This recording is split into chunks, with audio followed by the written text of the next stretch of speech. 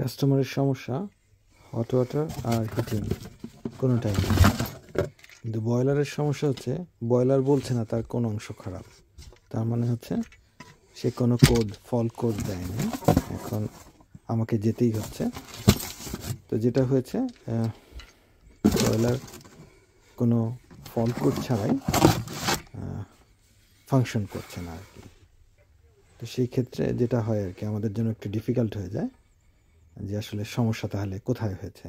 কারণ একটা বয়লারে অনেকগুলো রিমুভেবল কম্পোনেন্ট থাকে যেগুলো ফেল করে, এবং প্রত্যেকটার জন্য একটা একটা করে ডিসপ্লেতে ফল্ট কোড চলে আসে আর কি। কোন ফল্ট কোডের এগেনস্টে কী প্রবলেম সেটা রিপ্রেজেন্ট করে আর কি।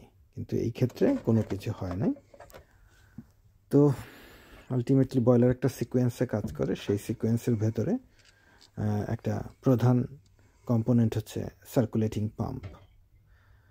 তো যেটা হয়েছে, পাম্প চেক করা মাত্রই বুঝতে পারা যায়। আমি যখনই গিয়েছি আর কি, ফার্স্ট থিং হচ্ছে পাম্পে যখন আমি ভেন্ট করেছি পাম্প, সঙ্গে সঙ্গে বয়লার তার সিকোয়েন্স শুরু হয়ে গেছে আর কি, মানে সে স্টার্ট হয়ে গেছে আর কি। তো কোনো কারণে পাম্প স্টাক হয়ে গেছে। অনেক বছরের পুরনো বয়লার এটা, যেই সিরিয়াল নাম্বার সেই সিরিয়াল নাম্বারে এটা অলমোস্ট, মানে বয়লারটা তৈরি হয়েছে 18 বছর আগে, 2006-এর সিরিয়াল নাম্বার। তো অনেক পুরনো।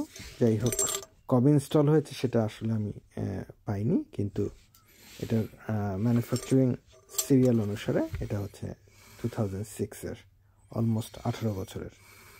যাই হোক, বয়লারের মোটামুটি সার্কুলেটিং পাম্প মানে হচ্ছে এটা মোস্ট এক্সপেন্সিভ আর কি একটা পার্টস, যেটা আমাদের এখানে বাজার মূল্য প্রায় 180 থেকে 225-এর মধ্যে আর কি, যে কোনো একটা ফিগার।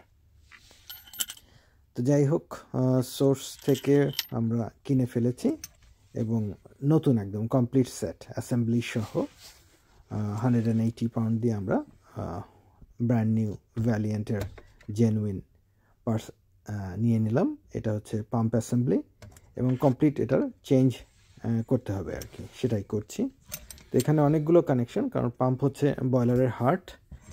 এই হার্ট খুলতে হলে অবশ্যই অনেকগুলো কানেকশন আছে, সেই কানেকশনগুলো আমাদের একটা একটা করে খুলতে হবে আর কি। তো তার আগে হচ্ছে প্রথম কাজ হচ্ছে ইলেকট্রিক্যাল আইসোলেশন এবং পুরো বয়লারটাকে ড্রেন করা, এবং ড্রেনটা হচ্ছে একদম শুকিয়ে ড্রেন করা আর কি, পাম্প দিয়ে এক্সট্রা যা যা আছে সব বের করে ফেলা।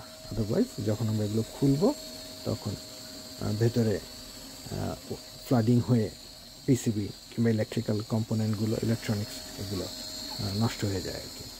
তো পাম্প অ্যাসেম্বলি বের করে আনার পরে এটাকে আবার নতুন করে ড্রেস করতে হয়। অন্যান্য কম্পোনেন্ট যেগুলো এটার সঙ্গে থাকে সেগুলোকে পাম্প খুললে চলে আসে আর কি, সেগুলোকে পুরনটা থেকে নতুনটাতে আবার একইভাবে জিনিসগুলো সেট করে কমপ্লিট অ্যাসেম্বলি কানেক্ট করা, এবং কমপ্লিট অ্যাসেম্বলি কানেক্ট করে রিপ্রেশারাইজ করে যখনই বয়লার অন করা হলো, ফার্স্ট হট ওয়াটার সুন্দরভাবে চলছে, এরপরে সেন্ট্রাল হিটিং সেটাও সুন্দরভাবে চলছে। তো হট ওয়াটার যেটা হয় যে সিস্টেম এমটি করার পরে ফার্স্ট হট ওয়াটার অন করলে এটা বেশ কিছু নয়েজ তৈরি করে, বিকজ সিস্টেমের ভেতরে ভ্যাকুম তৈরি হয়, যেটা আমি নিজেই করেছি ভ্যাকুম ড্রেন করার জন্য। তো সেই জিনিসগুলি রিফিল হয় এই 5-6 মিনিটের ভিতরে আবার সব কিছু মানে নর্মাল হয়ে যায় আর কি।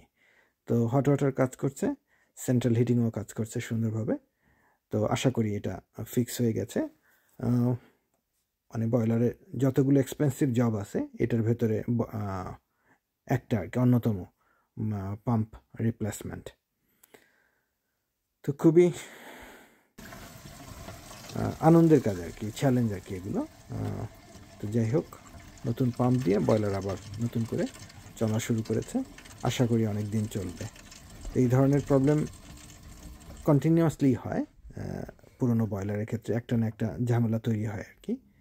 তো রিপেয়ার অনেক সময় সুবিধাজনক, আবার নতুন করে আবার নতুন বয়লার লাগানো আসলে অনেক সময় দেখা যায় যে কস্ট ইফেক্টিভ আর কি। কারণ 400-500 টাকা একটা পুরনো বয়লারের পেছনে খরচ না করে আর কিছু টাকা অ্যাড করে নতুন বয়লার লাগিয়ে ফেলা যায়। বাট এখন যা বাজারের কন্ডিশন, তাতে নতুন একটা বয়লার ইনস্টলেশন দেখা যায় যে প্রায় 3000-এর কাছাকাছি চলে যায়।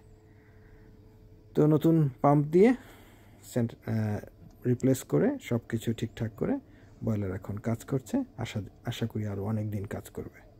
Thank you very much.